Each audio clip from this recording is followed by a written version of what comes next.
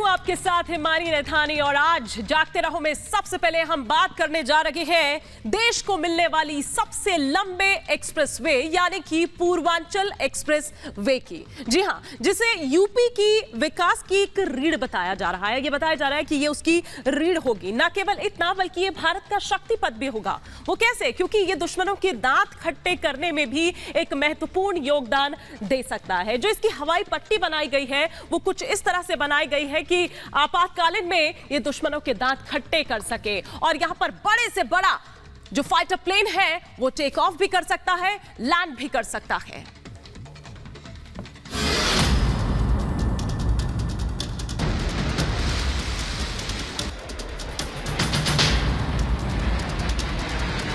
Purvanchal expressway हमारी वायुसेना के लिए एक और ताकत बन गया है।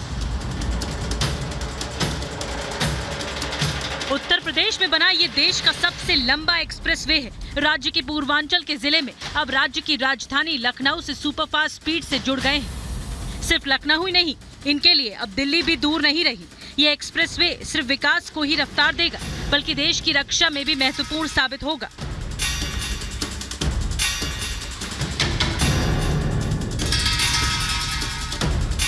जरा इस एक्सप्रेसवे पर उतरने वाले और यहाँ से उड़ने वाले विमानों को देखिए।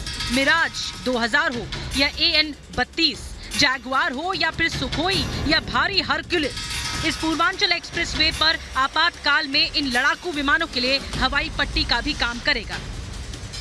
एक्सप्रेसवे पर सुल्तानपुर में बनाई गई करीब 3 किलोमीटर लंबी हवाई पट्टी आपातकालीन हालात में दुश्मनों के दांत खट्टे करने के काम आएगा। ये अपनी तरह की देश की तीसरी इमरजेंसी हवाई पट्टी है। एक्सप्रेसवे के लोकार्पण के दौरान सुल्तानपुर के कूरेभार में बनी इस एयर स्ट्रिप पर लड़ाकू विमानों ने करतब दिखाए। इस एयर स्ट्रिप पर सुखोई और जैगवार जैसे लड़ाकू विमानों ने टच एंड गो किया। इसके अलावा मिराज और हरक्यूलिस जैसे बड़े विमान भी एयर स्ट्रिप पर उतरे। एक्सप्रेसवे पर हवाई पट्टी बेहद खास है। आपातकाल में आएगी काम। युद्ध हालात में दुश्मन हमेशा कोशिश करता है कि एयरबेस पर निशाना बनाए। दुश्मन की कोशिश होती है कि अगर एयरबेस तबाह हो जाए तो एयर ऑपरेशन बंद हो जाते हैं। इसलिए हर वायुसेना अपने लिए इमरजेंसी लैंडिंग फील्ड का इंतजाम करती। भारतीय वायुसेना ने इससे पहले लखनऊ आगरा एक्सप्रेसवे और नोएडा आगरा एक्सप्रेसवे पर प्रैक्टिस की थी और अब इसी कड़ी में पूर्वांचल एक्सप्रेसवे भी जुड़ गया है।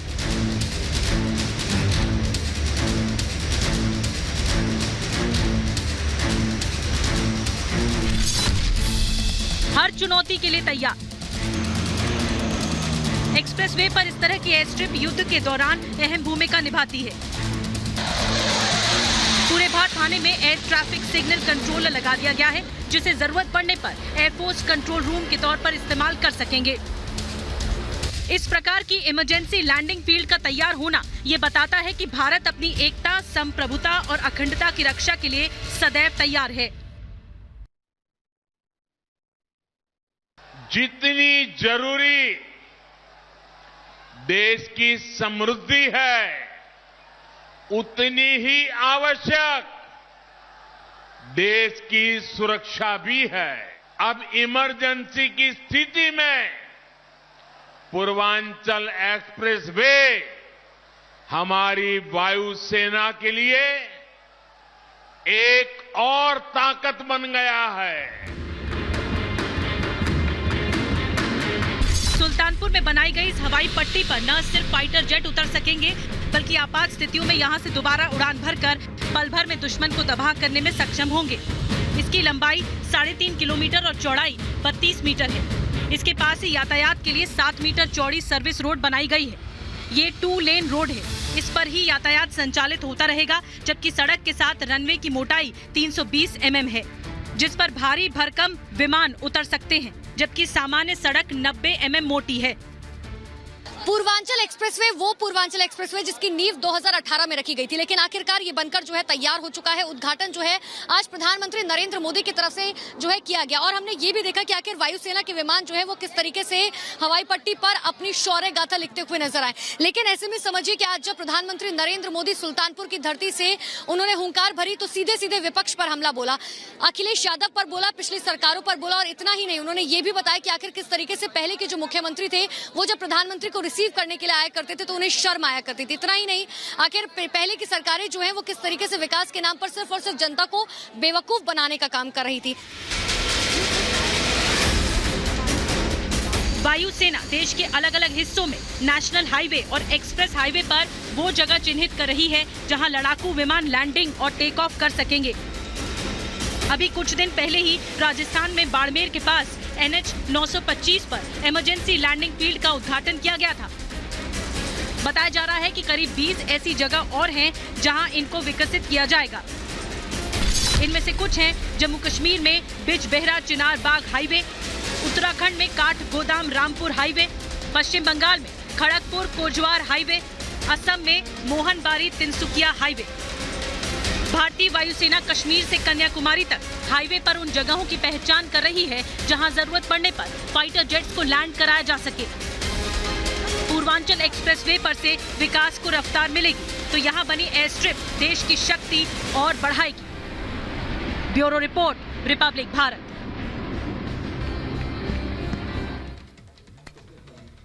चलिए भारत की बढ़ती हुई शक्ति की ही यहां पर बात करते हैं। भारत का जो स्वदेशी फाइटर जेट है, लाइट कॉम्बैट एयरक्राफ्ट यानी कि तेजस, वो और ज्यादा मारक और ज्यादा ताकतवर होने वाला है क्योंकि अब उसमें लगने वाली है खतरनाक हैमर मिसाइल्स और इसके लिए बाकायदा फ्रांस को ऑर्डर भी दे दिए गए हैं।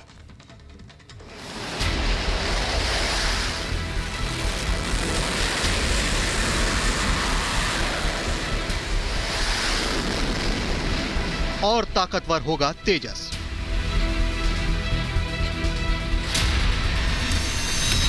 हैमर मिसाइलों से लैस होगा तेजस।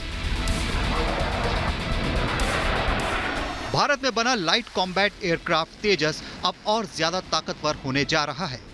तेजस अब और ज्यादा मारक होने जा रहा है। भारतीय वायुसेना तेजस की मारक क्षमता को बढ़ाने जा रही है। इसके लिए फ्रांस से हैमर मिसाइल का ऑर्डर दिया गया है जो तेजस में तैनात होंगी। 70 किलोमीटर दूर से दुश्मन पर निशाना।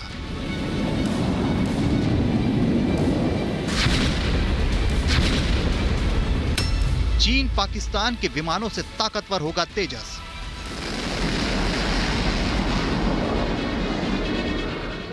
हैमर मिसाइलों से लैस होने के बाद तेजस युद्ध के हालात में पलक झपकते ही 70 किलोमीटर दूर मौजूद दुश्मन के बंकरों को तबाह कर देगा। फ्रांस की हैमर मिसाइल हवा से जमीन पर हमला करने में सक्षम है।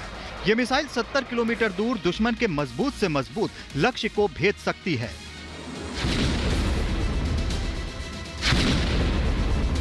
भारत के तेजस लड़ाकू विमान को पहले से ही चीन और पाकिस्तान के JF-17 विमान से अधिक सक्षम और उन्नत माना जाता रहा है।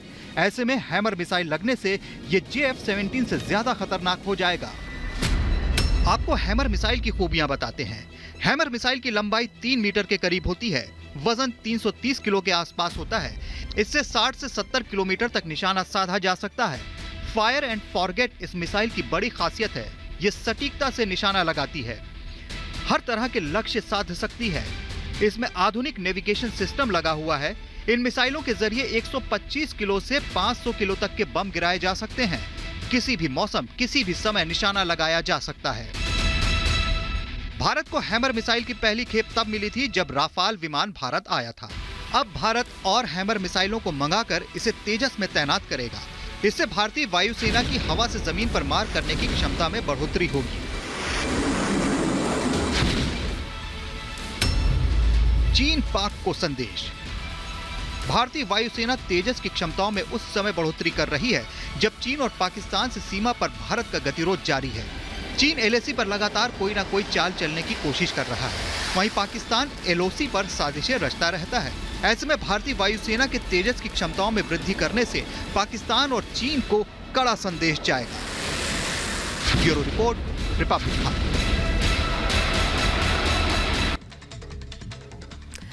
चाइना और अमेरिका के बीच युद्ध होकर ही रहेगा, और क्या ये युद्ध ताइवान की वजह से ही होगा? क्योंकि अब इसका खतरा और ज्यादा बढ़ गया है। अभी बाइडेन और जिनपिंग की जब मुलाकात हुई तो उसमें जिस तरह की चेतावनी चीन की ओर से दी गई, बाइडेन ने यह साफ कह दिया कि ताइवान की आजादी का समर्थन करना आग से खेलने जैसा साबित हो सकता है।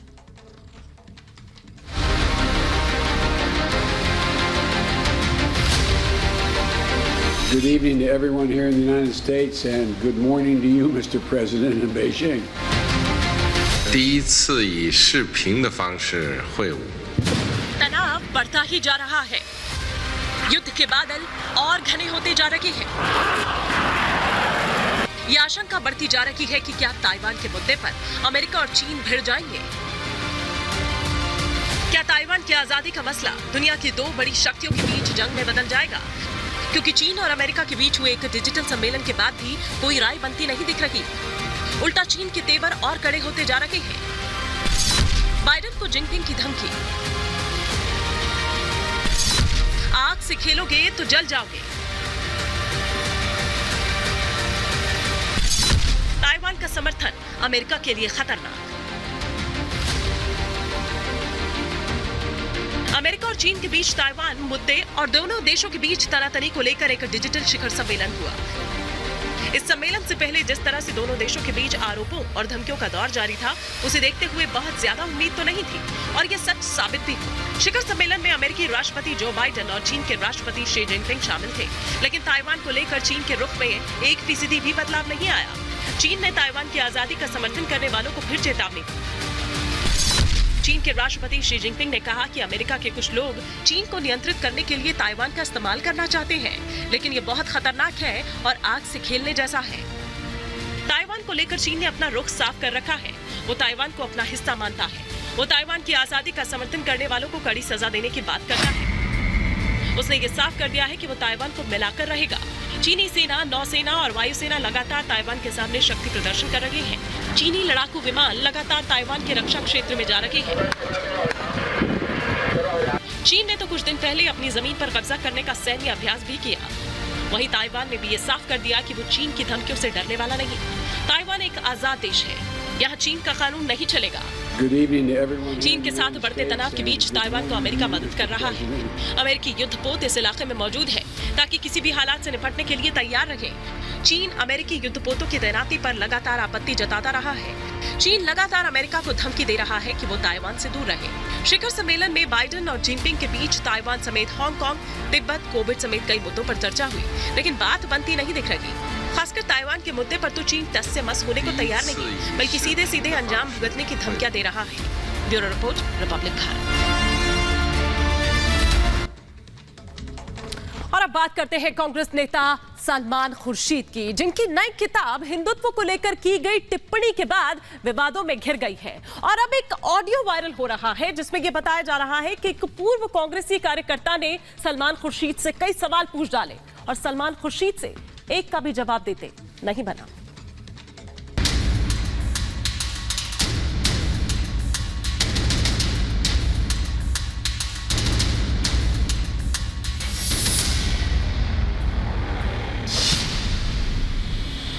Sunrise over Ayodhya, nationhood in our times. कांग्रेसी नेता सलमान खुर्शीद की ये किताब जब से आई है विवादों में घिर गई है। इस किताब में खुर्शीद ने हिंदुत्व की तुलना बोको हरम और आईसिस जैसे आतंकी संगठनों से कर दी, जिसके बाद जगह जगह खुर्शीद का विरोध हो रहा है। अब एक ऑडियो वायरल हो रहा है जिसके बारे में ये कहा जा रहा है कि ये फोन खुर्शीद को एक कांग्रेसी कार्यकर्ता ने ही किया और सवालों की बौछार कर दी। ये दुनिया में 57 मुस्लिम मुल्क देश हैं, कहीं सेकुलरिज्म है तो बता दीजिए, नंबर 1। नंबर 2 सवाल कि अगर ये हिंदुत्व, चाहे किसी भी प्रकार का हिंदुत्व जो चल रहा है, अगर आतंकवादी उग्रवादी होता, बोको हरम वगैरह टाइप का, तो यहाँ पे क्या स्थिति होती है आप बताइए। जैसे अफगानिस्तान, पाकिस्तान, बांग्लादेश, सब जगह ले लीजिए, बहुत बुरी स्थिति होती है। अच्छा, और 1947 में भारत आजाद हुआ, उसके बाद से अब तक कोई एक दंगे का नाम बता दीजिए कि जो शुरुआत हिंदू वर्ग की तरफ से हुआ। अच्छा, एक इसका जवाब दे दें। ये बहुत अच्छे सवाल हैं आपके। आपके बहुत अच्छे सवाल हैं। मैंने तो नहीं कहा आपने तुलना की है सर। सुनो, नहीं तुलना की, हिंदुत्व बात सुनो, हिंदुत्व की है, हिंदू की नहीं की है। किताब पढ़ लीजिए। हाँ, हिंदुत्व वो देखिए, वो बात एक ही होता है। मैं ये कह दिया कि सलमान खुर्शीद साहब बहुत अच्छे व्यक्ति हैं। हाँ, लेकिन क्या है कि वो सुबह जो काम करते हैं, दोपहर को जो काम करते हैं, वो बड़ा खराब करते हैं। तो आलोचना आप ही की हो गई। मेरा ये कहना था सर, मेरा ये हिंदू धर्म की तो आलोचना नहीं। मैंने छोटा सा किया। अरे चलिए, वैसा भी अगर वर्ग उपज गया होता, बोको हरम टाइप का या तालिबान टाइप का, तो आज यहाँ क्या। अच्छा, एक बात और, बांग्लादेश में मंदिर गिराए गए। बांग्लादेश में अभी मंदिर गिराए गए। नहीं सर, अब एक सवाल सुनिए, मंदिर गिराए गए, यहाँ कोई ऐसा हुआ? आप इससे बात नहीं सुनेंगे क्योंकि आप नहीं सुनते हैं। हाँ, चलिए सुनाइए। अगर सुनिए, बांग्लादेश में ऐसा होता है तो बुरा होता है। हम उसकी खुलकर सबके सामने उसको बुरा कहेंगे। फोन करने वाले ने भारत के लोकतंत्र का जिक्र किया, उस आजादी का जिक्र किया जो इस देश में मिलती है। कई मुस्लिम देशों में कई बार मंदिर गिराए गए। हाँ, जब बनारस कुछ होता है यहाँ पे तो बाहर गिरा दिए जाते हैं, लेकिन यहाँ कभी ऐसा हुआ नहीं। फ्रांस में कार्टून बना, मुंबई के आजाद मैदान में मूर्तियां तोड़ दी गई, लाखों की संख्या में उत्पाद हिंदुस्तान में मचाया। आप तो हिम्मत नहीं कर रहे हैं बुरा कहने की। मैं तो कह रहा हूँ कि ये बुरा हुआ। सवालों से खुर्शीद थोड़ा नाराज भी होते हुए सुनाई दिए। मैं आपसे बात कर रहा हूँ तो आप रीजनेबली बात करिए। रीजनेबली बात कर रहा हूँ, मैं मान तो रहा हूँ उदाहरण, आपके कहे का उदाहरण मान रहा हूँ। नहीं, आप रीजनेबली बात नहीं कर रहे हैं, आप बेकार की बात कर रहे हैं। नहीं, वो अलग बात है। आप गुस्सा हो रहे हैं। आप गुस्सा नहीं हुई। नहीं, गुस्सा होऊंगा। आप गुस्सा होगा? नहीं, बिल्कुल नहीं। आपने हमको बोको हरम बता दिया, तालिबान बता दिया, हम गुस्सा थोड़ी है। कितना प्यार से आपसे सवाल कर रहे हैं। मैंने आपको बोको हरम नहीं बताया। आप अगर अपने आप को बोको हरम समझते हैं तो आप दुर्भाग्य की बात है। नहीं, अगर अपने आप को अगर यहाँ पे बोको हरम और तालिबानी प्रवृत्ति होती हिंदुओं में, तो अफगानिस्तान की तरह आप भी हवा से लटके होते, जहाजों में भागते हुए। अरे हम हवा से लटके होते या आप लटके होते, वो तो आगे बताएगा ना। और आप जैसे ही वक्ता, लेखक कांग्रेस की दुर्दशा के जिम्मेदार हैं, ये जान लीजिए। बिल्कुल, वो कांग्रेस को ध्यान देने दीजिए ना आप। ये ऑडियो फिलहाल वायरल है। हालांकि हम इस बात की पुष्टि नहीं कर रहे कि सवाल पूछने वाला कौन था, लेकिन कहा यही जा रहा है कि वो एक कांग्रेसी कार्यकर्ता था। लेकिन एक बात तो सच है, जब से खुर्शीद की किताब आई है, वो विवादों में ऐसे घिरे हैं कि उनसे अब जवाब देते नहीं बन रहा। Bureau report, Republic Bharat.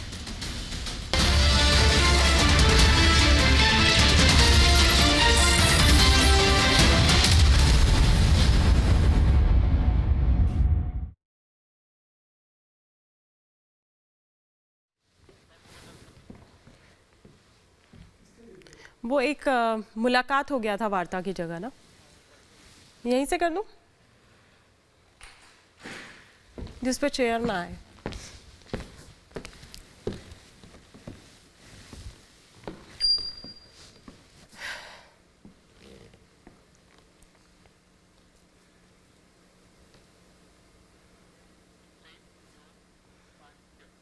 क्या चीन और अमेरिका के बीच युद्ध होकर ही रहेगा?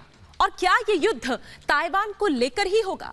क्योंकि ये खतरा अब और ज्यादा बढ़ता जा रहा है।